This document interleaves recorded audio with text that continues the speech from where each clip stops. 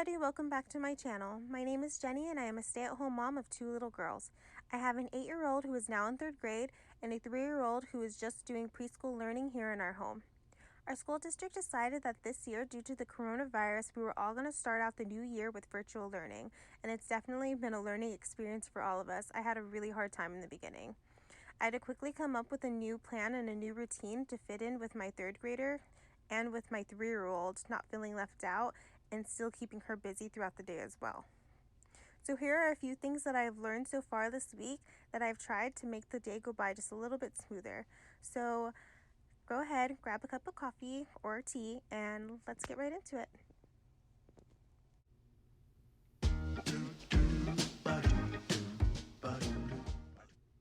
Okay, so I know all schools and grades are different, but my daughter's school has her on a Zoom meeting with her whole class from 8:20 to 1:30, and that's a long time for at least my daughter to stay focused and looking at a computer screen. So here's just a quick tip that I found that's actually been really helping her. Some people might find them distracting, but I find them very helpful. They are like sensor toys, like kind of like fidgeting toys, like a fidget spinner. I have like a little cotton ball here that she's kind of holding. Even kinetic sand, it's actually been really helpful just to get her to keep looking at the computer screen. It's just one of those things that she's playing with it, but she's really not even focusing that she's playing with it. She really is truly just looking at the screen the whole time. It's just something for her to kind of fiddle with and squish or play with, and she really does just stay focused on the screen. I even have a keychain here. It has like a smooth surface, and she just kind of rubs it back and forth, and that's what she does just to stay focused, and it's really been helping her a lot. So maybe if your kids are having a hard time focusing, maybe you can give them something, maybe even like a pen to click or something. I mean, you know your kid best. Like, you'll know what's actually really going to distract them and what's not. Okay, so these are some blue block glasses. They're supposed to help when you are staring at a screen, like a computer screen or a phone screen or even a tablet for long periods of time. My daughter was complaining that her eyes were getting really watery and that they were starting to kind of burn and hurt a little bit from staring at the screen all day. So we're new to it as well. I actually have an eye doctor's appointment for the both of us coming up soon on 2 weeks, so I'll ask her doctor more about it. But I think these were a good like temporary fix, and I got these from the 99 cent store for only $2.99, and I mean, they're just some plain glasses. I mean, they couldn't hurt, I think. So we're just trying these out for now. So if your kids are complaining about their eyes watering or burning, I think this is a good tip.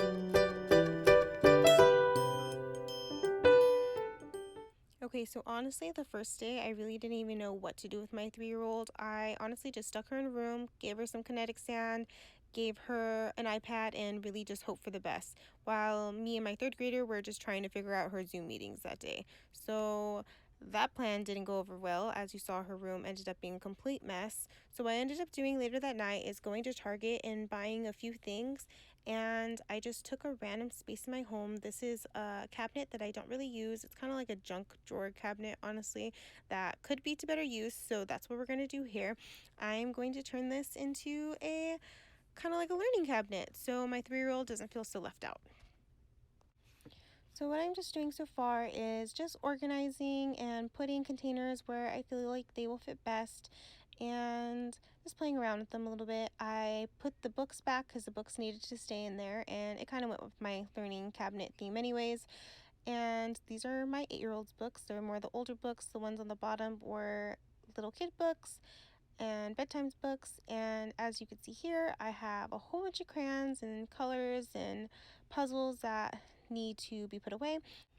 I'm putting puzzle pieces in these reusable Ziploc bags, and I'm just going to be putting them in a larger container just so that they're all together and like this. And she has a little computer and a few of her little learning books and some Play-Doh. In this container, I am putting all of their paint stuff in. My girls love to paint, so I just recently went out and bought them all new paint stuff just so we can start new and fresh. And now it's all organized and in one place. I got these gray containers, these little like shower caddies from the Target Dollar Spot this year. They're great for the kids' arts and crafts stuff. I'm just putting some markers in here, some color pencils, they're regular pencils, crayons, erasers, tape, all the things that they need for arts and crafts. It's good, it's easy, they both have their own, there's going to be no fighting, no complaining, and it's just going to be easier for them just to be able to take it out whenever they want to and put it back in when they're done with it. Okay, so the next thing I have are these stickers that I got from the Dollar Tree. They're the alphabet and then they're numbers, and I got this little clock from Target Dollar Spot this year, and that's what my daughter's learning right now as well. I know that they're learning how to tell time, so I just wanted to decorate the inside of the door of this cabinet just so when I open the door, it felt like it was a space for them to go to. They can leave the doors open, and it was almost like a little cubby that they can sit at. That was really just the ultimate goal of this whole little cabinet redo. I wanted it to be where they can go and have their own little space. It feels like a little cubby, and they can just open it and feel like, they're kind of like in a little classroom setup. Because I know I've seen a lot of people who have like a whole room designated where their kids get to go and do their distant learning, and that's wonderful, that's great. I know they made it all cute with like the stickers and the alphabet and everything on the wall. I don't have an extra space like that. My house is a little bit on the smaller side. And maybe you do have an extra space like that where you have a playroom or somewhere, but you don't exactly want it to be, classroom setup all the time with the alphabet and all the colors everywhere, all the wall.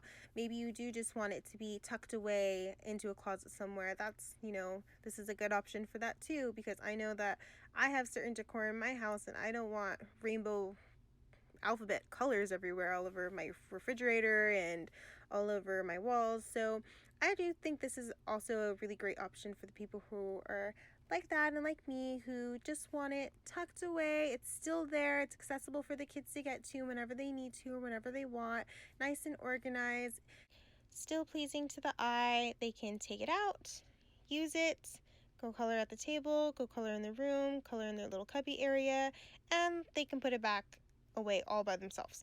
So it's great. I like the system. It's been working for us for the last few days so far. They have their books, they have everything accessible to them, and that's all they really need.